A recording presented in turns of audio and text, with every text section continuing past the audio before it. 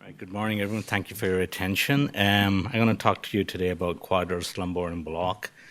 It's a more complex block, as Tonya mentioned, and there are a lot of different variations of it, QL1, 2, 3, and intramuscular. So there's a lot of data, a little confusing, and my aim today is to confuse you a little more. All right.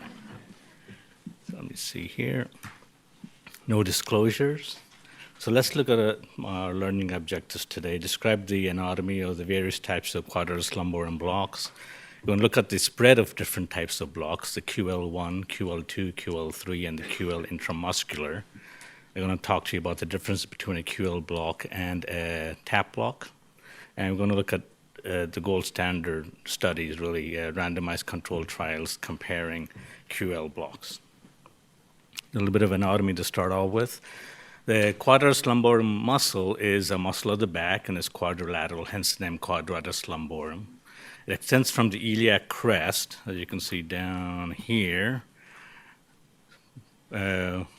upwards and laterally. It attaches to the transverse processes of L1 to L4 vertebrae and also onto the inferior aspect of the 12th rib. Here's a cross-section at the level of L4. That's where we usually do these blocks. You have the quadratus lumborum muscle, which you can see lying lateral to the L4 transverse process.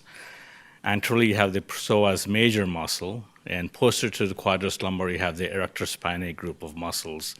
That's basically three muscles, the iliacus, longissimus, and the multifidus, and collectively they're referred to as the erector spinae muscle.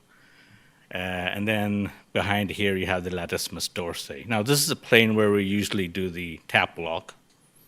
And this is where we probably usually do the posterior tap. Now you can see quadratus lumborum seems to be a more posterior block.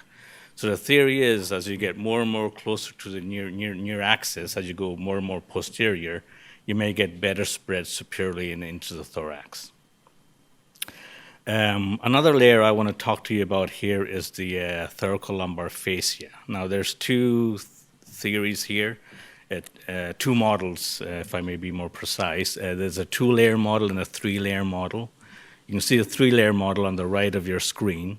The thoracolumbar fascia is thought to have three layers. One is posterior, passing behind the latissimus dorsi and the erector spinae muscle.